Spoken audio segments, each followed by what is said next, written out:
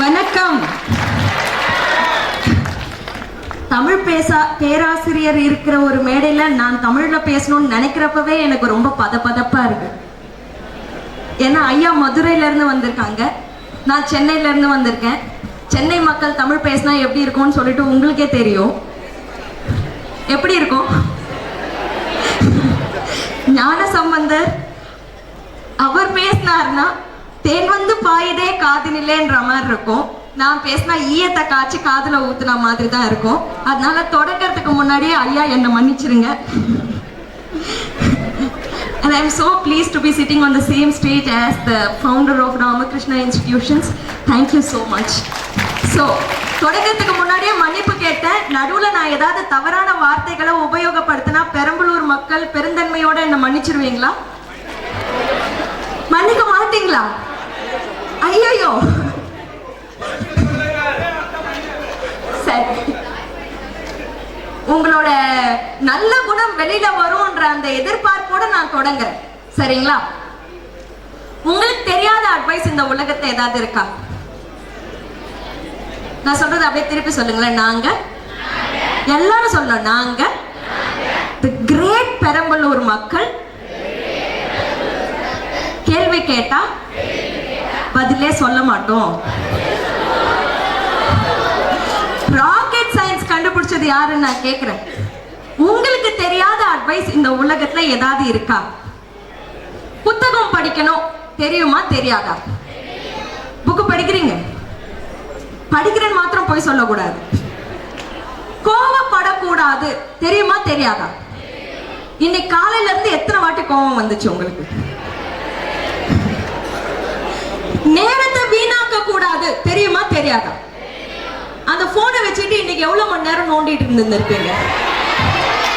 போனே இல்லையா? சரி, ஃப்ரெண்ட்ஸ் கிட்ட வெட்டியா எவ்வளவு நேரம் பேசிட்டு இருந்திருப்பீங்க? பேசவே இல்லையா? நம்பிட்டேன். உங்களுக்கு எல்லா அட்வைஸும் தெரியும்.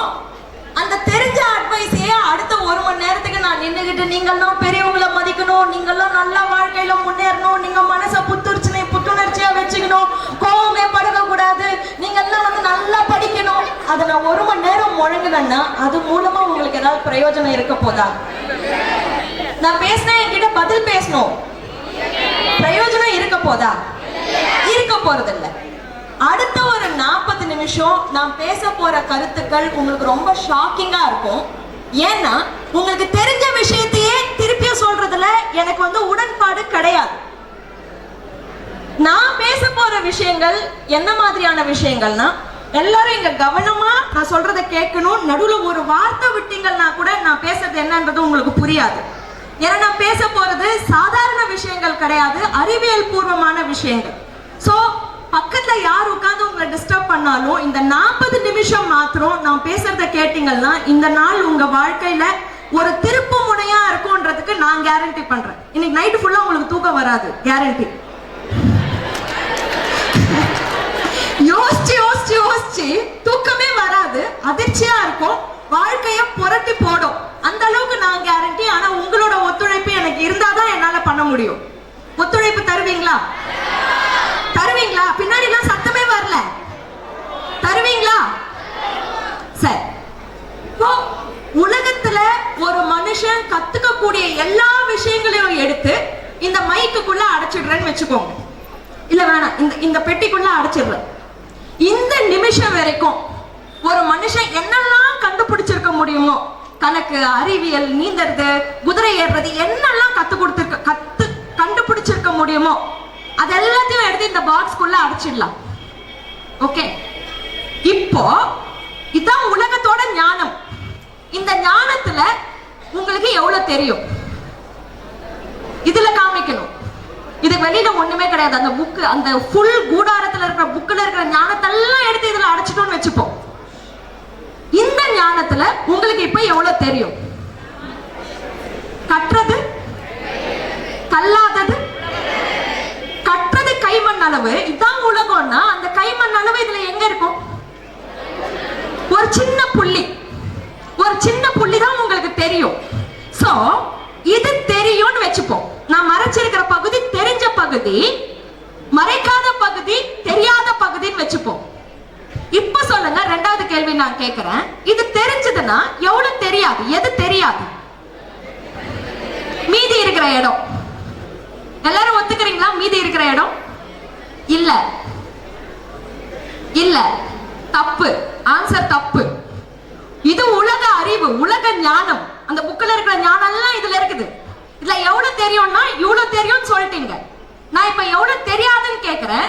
நீங்க புத்தியா யூஸ் பண்ணி என்ன சொல்றீங்கன்னா மீதி இருக்கிற இடம்லாம் எங்களுக்கு தெரியாது கீர்த்தன்யான்னு சொல்றீங்க.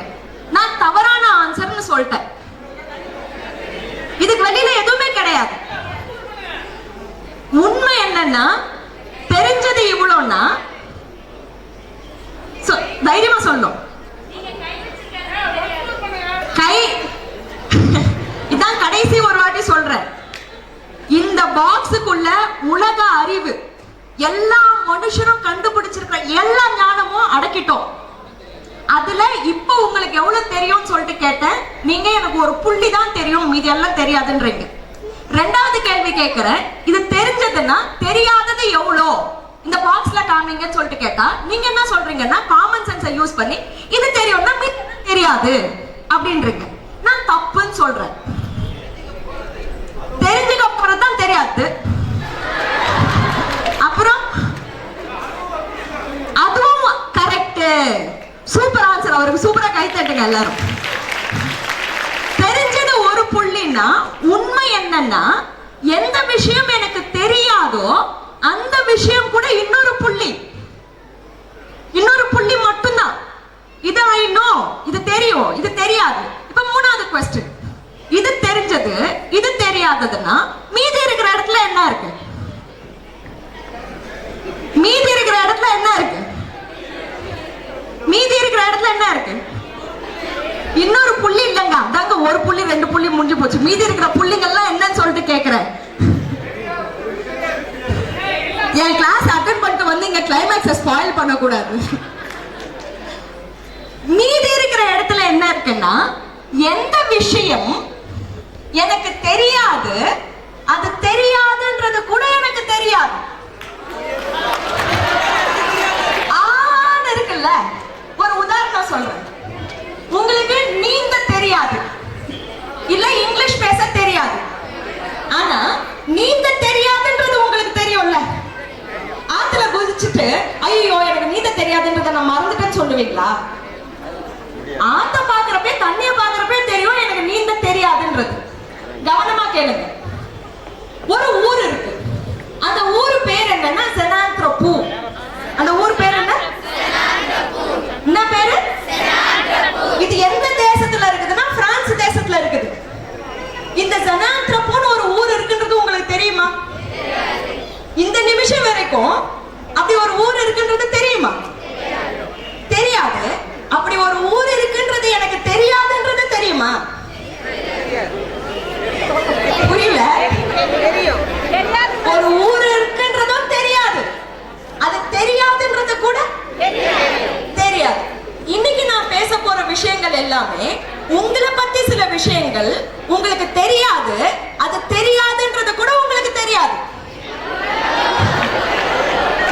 கை தட்டுங்க எல்லாரும்.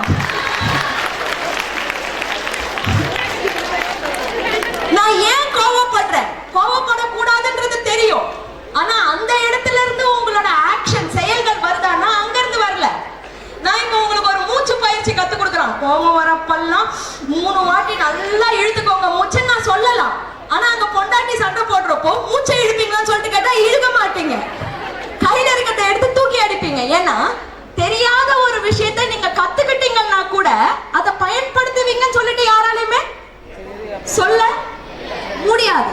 ஆனா ஏன் அந்த கோபம் வருதுன்றத புரிஞ்சுக்கிட்டோம்னா ஒரு டார்ச் லைட் எடுத்து நம்ம மண்டைக்குள்ளேயே நம்ம போட்டோம்னா ஓ எனக்குள்ள சில விஷயங்கள், என்னை பத்தி சில விஷயங்கள் எனக்கு தெரியாது, அது தெரியாதுன்றது கூட அந்த இடத்துல இருந்து வர்றதுதான் கரெக்டான ஆக்ஷன். புரியுதா? அத பத்தி தான் நான் பேச போறேன். நான் தொடங்கிறதுக்கு முன்னாடி யாராவது ஒரு வாலண்டியர், நான் கூப்பிட போறது இல்ல, யாராவது ஒருத்தவங்க எனக்கு இந்த ஸ்டேஜுக்கு வரணும். ஒரு வாலண்டியர் ஒன்னு டெமான்ஸ்ட்ரேட் பண்றதுக்காக, ஒன்னு செஞ்சு காமிக்கிறதுக்காக யாராவது ஒருத்தவங்க. சீக்கிரம், எனக்கு டைம் இல்ல.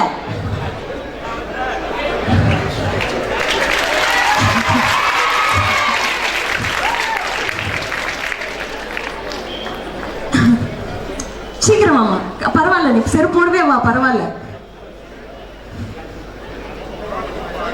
வேற யாராவது வரீங்களா?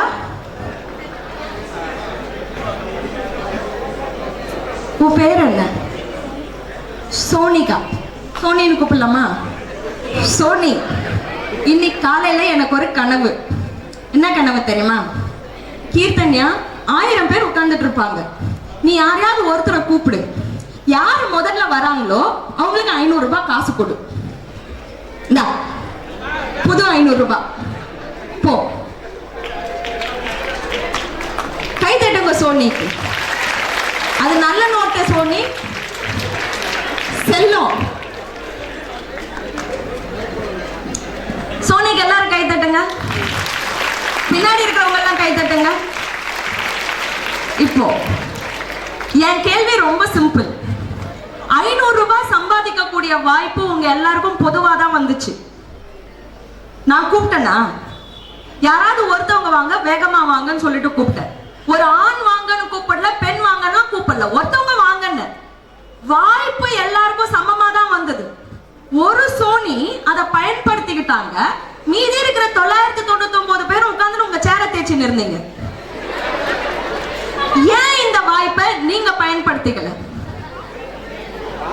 ஏன் இந்த வாய்ப்பை நீங்க பயன்படுத்திக்கல? காசு கொடுப்பீங்கன்னு சொல்லி இருந்தீங்கன்னா நாங்களும் தாங்க வந்திருப்போம். வாய்ப்புன்னு ஒண்ணு வந்தாலே அது மறைஞ்சுதாங்க வந்திருக்கும். என்னைக்குமே வாய்ப்பு சொல்லிட்டு வராது. நான் வாய்ப்பு வந்திருக்கிறேன், நான் வாய்ப்பு வந்திருக்கிறேன், நான் வாய்ப்பு வந்திருக்கேன்னு சொல்லிட்டு வராது. சொல்லாம தான் வரும். ஒரு பஸ்ல ஏறி உட்கார்ந்து இருப்போம். பக்கத்துல ஒருத்தர் ஏழையா உட்கார்ந்துட்டு இருப்பாரு. நம்ம பேசுறப்பதான் தெரியும், பார்க்கறதுக்கு சிம்பிளா இருந்தாலே ஒரு பெரிய ஒரு கம்பெனியோட அதிபதி அப்படின்ற அந்த வாய்ப்பு அங்க மறைஞ்சிருக்கும். எந்த இடத்துல வாய்ப்பு மறைஞ்சிருக்குன்றதே எனக்கு தெரியாது. சொல்லிட்டு வரது இல்ல வாய்ப்பு, சொல்லாம தான் வரும் வாய்ப்பு. இன்னைக்கு சொல்லாம வந்துச்சு ஒரு வாய்ப்பு. இதை நீங்க ஏன் பயன்படுத்திக்கல? மொத்தம் 3 காரணம் தான், நிறைய காரணம்லாம் இல்ல. மனுஷ ஜென்மமா நம்ம பிறந்திருந்தோம்னா மொத்தம் 3 காரணம் தான். முதல் காரணம் பயம்.